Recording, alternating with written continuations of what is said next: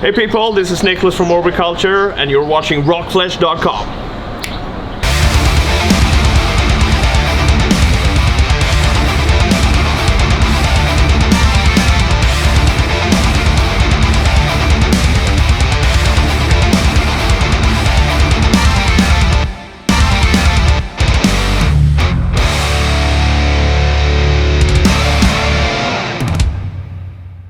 And here we are again, Stuart for ROCKFLESH, and I'm honoured, really honoured to have Niklas from Culture with me today. So, I've got loads of stuff to ask. You are being really hyped at the present moment. Everybody's in love with you, really want to talk about that. But first, last night Glasgow was sold out, Manchester is sold out, London is sold out. How does that feel? I mean, first of all, thank you for having me. No, thank you. No, but I mean, it's surreal. It's, I mean, in the grand scale of things, we've been around now for 10 years, and yeah, we've worked very hard to get where we are, and it's just this is like the fruit that comes out now, and I mean.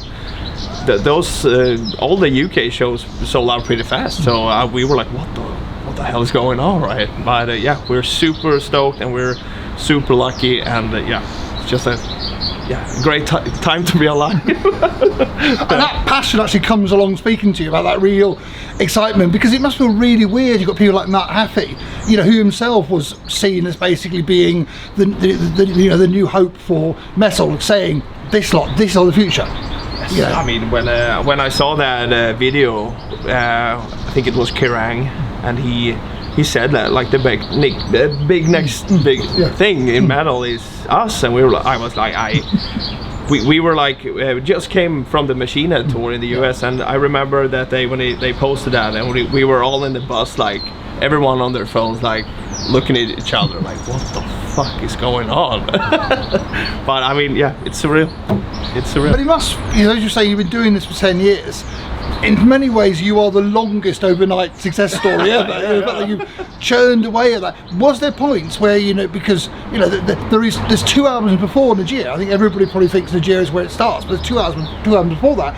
Were there points where you were going, do you know what? This is never going to happen. I'm going to go home. I'm going to go and become a farmer somewhere. I think for me, ever since this started when I was a teenager, I was like, this is what I want to do, right? So personally for me, there was never an option of quitting, because writing music keeps me sane for some reason. That's my therapy, that's my escape, yeah, so for me it's never been an option to quit, but what I want to say is, though, keeping a band together, keeping 4 humans motivated all the time, that's the tough part about being a band. So yeah. And that, because there has been a churn, you have had members come and members go, and you have been the linchpin that's held it together for that 10 years, sort of. Do the others, the ones who jumped ship and did the Stuart Sutcliffe and go, do they every now and then go like, damn, really wish we hadn't left at that point? I don't know, man, but I talked to a few of the guys from time to time, but I think they are happy about that's the beautiful thing. They're happy about us being here. Yeah. So it's no hard feelings or anything that I know of. No, but no, but it's all right. Yeah. Brilliant. Well, let's talk about the sound, because you have a really distinct sound by the fact that you take everything and just throw it into a kitchen sink and then do it. Was there a real big plan just to do that, or did that just happen naturally? It happened naturally, but I guess that's why it took 10 years to get where we are. Because I was like, I like to hear that, I like to hear that, and it was always trouble, because I'm especially, coming up when, I was kind of a sponge. I want to steal that riff, I want to have that kind of riff, and it took so long time to get all the pieces together, glued together, and through that I think our own sound kind of just came from just pulling in every inspiration that it could, whether it would be Metallica, Gojira, Static X, Avicii, Hans Zimmer, just you hear stuff that you just want to glue it together. Yeah. you know, as I said to you when we were talking before, you know, I've been listening to melodic death metal since I fell in love with Out the Gates back in sort of '94, you know, but what you seem to be doing, as I said, is taking it to another level, and there's a real, you know, there's an aggression, but there's also an accessibility. And you know, is it again, are those things that you look for in trying to find something that, you know, has got that real grrr to it, but also actually has a commerciality? I think that the only thing that I know is that before, you know, going into writing or whatever, is that I want to write songs, right? I know I've talked about this many times in interviews before. Like, my ear and heart and soul always gravitate towards songs, right? Good written songs, instead of playing 1 million notes a second, right? Because I can't do that. I don't have the ear for it. But writing songs to the best of my ability is my goal. And but from time to time, when I hear bands like Humanity's Last Breath, or like Slaughter to Prevail, or like really brutal stuff like that, I want to do that. But you write songs. Oh yeah. So it's just big mashup of everything. But that was what was so beautiful about melodic death metal when it happened the first time. It was basically death metal vocals stuck onto an Iron Maiden riff. And I remember hearing Slaughter for the Soul and hearing Clayman thinking, bloody hell, why has no one ever done this before? And I found myself when I was listening to Najir and the last album going, of course it makes sense, you know, having that level, as you said, brutality, but also with that polished sheen of it. Yeah, I love it so much. So, you know, let's talk about, you know, Najir got loads of people, including myself. You know, it was right up there in our top 10 of all the year when it was released, but it must have been really annoying because it happened right in the middle of that bloody pandemic. You know, that must have been a bit of a not annoying, to say the least. I tend to look at it like this, like, when we did that album, right, we tried to do the best record that we could, and people seemed to dig it. But I think that, you know, with the pandemic forcing people to be inside, that really helped our cause, because we were basically an internet band back then, and the show started to happen way later, right? So I think it was good for us because we got a lot more traction on YouTube or whatever. Everybody reacted to our songs and shit, which was like, free marketing. Yippee, that's awesome. But if it would not have been a pandemic and we would have to go out and play those songs right away, I don't think we were not mature enough to pull it off yet. So that's how I think it is. And it was, as you say, a real word of mouth. You know, as I said, my mate Steve, you know, big out shout out, my mate Steve emailed me, you've got to hear these guys, you've got to hear these guys. And it did feel like that Chinese whispers around the thing as when we sat at home basically watching Netflix in our pajamas going, you've got to listen to this band. And so, but was there because I saw you when you played Download in sort of in 2022, you know, there was was there a real feeling of when basically things opened up again, we've got to get out there and monopolize on this? I mean, we were so lucky in getting all those shows in 2022. It's still like we're lucky, but that was really the start of something that, okay, this is real now. Facing like thousands of people in a crowd, like, it's not YouTube anymore, it's like real people, you really have to deliver, and especially since studio mode is so different from live mode, and we were so green on the live part. Like, let's say today you're gonna see a different band from Download. I hope so, at least, but I think so, because all these shows up until today has been just a learning process, like tweaking and tweaking and tweaking, as you do in the studio. Like, you tweak all the time. Now we can tweak the live part. I think that's what I find personally really exciting about watching bands who almost don't feel like they're going through the motion. There's so many bands, and I'm sure, you know, you're a fan like myself, you know, you've seen bands who are going, they haven't moved on since I last saw them. You know, it was really exciting seeing bands who actually feel they've got better. They're better musicians, they're better, you know, artists, they're better live. I mean, that's a weird thing, because I've never been like an avid concert goer. Because I wanted to be on the stage instead of in the crowd, right? So I was like sitting home and writing instead. But I totally get what you mean, because most of us in the band are like perfectionists in that way. Like, we are so such a big self-criticism. So it will. I don't think we have ever played like 100% gig in our minds, but until tonight, tonight. Yeah, we will.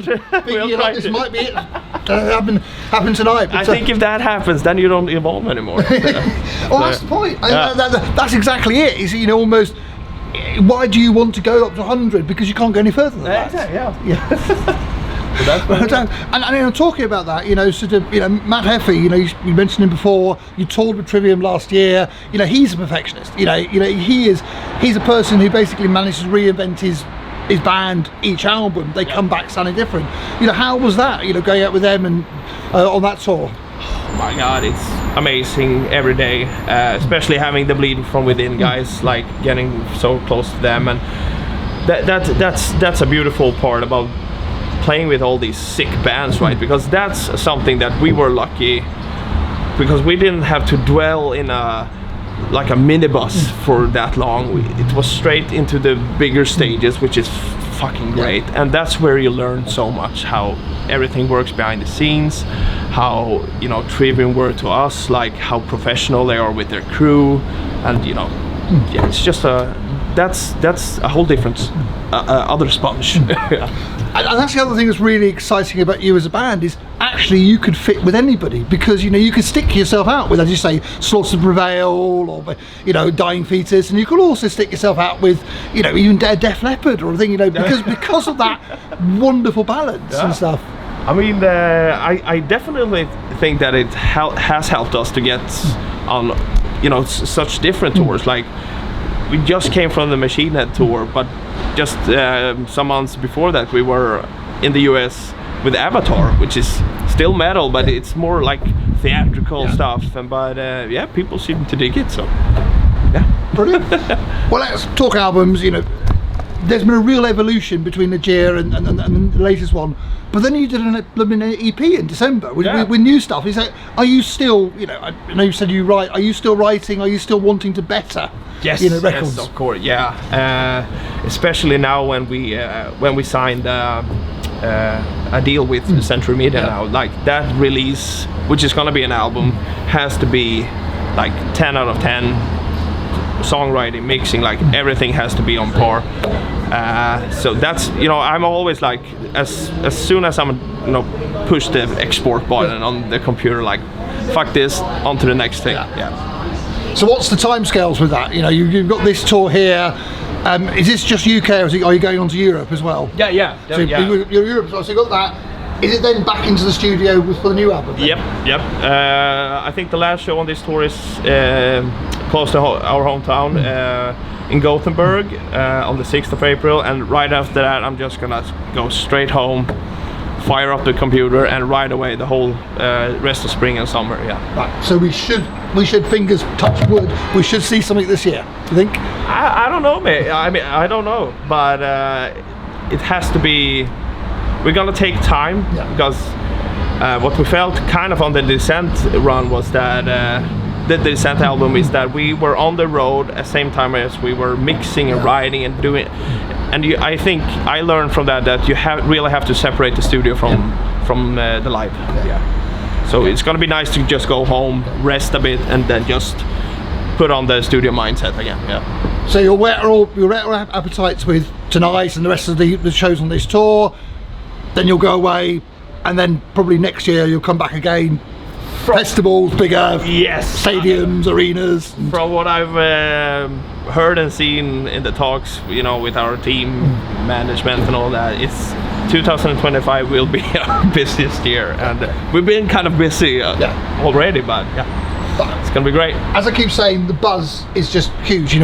We talk about you on our website, we talk about you on Facebook, and everyone comes back and they're bloody brilliant. They're bloody brilliant. So there is a buzz. I'm gonna finish there because you've got stuff to do. It's cold out here as well. Usually we would ask a slightly bizarre question about cocktails and festivals, but I'm not going to do that because it's World Book Day today. So I'm actually interested in, if you were to describe Orbit Culture as a book, if you were to say if you were to say Orbit Culture is, what book would you describe it as? Dude, I'm gonna take that and promote the new Dune movie, because Descent was like, I took so much inspiration from the first Dune movie, right? So I have to say Dune. Yeah. I don't know why, but it's just the big, larger than life scale that's something that I gravitate so much towards. Bizarrely enough, I was thinking what I would say to the psychedelic, and I was thinking Asimov.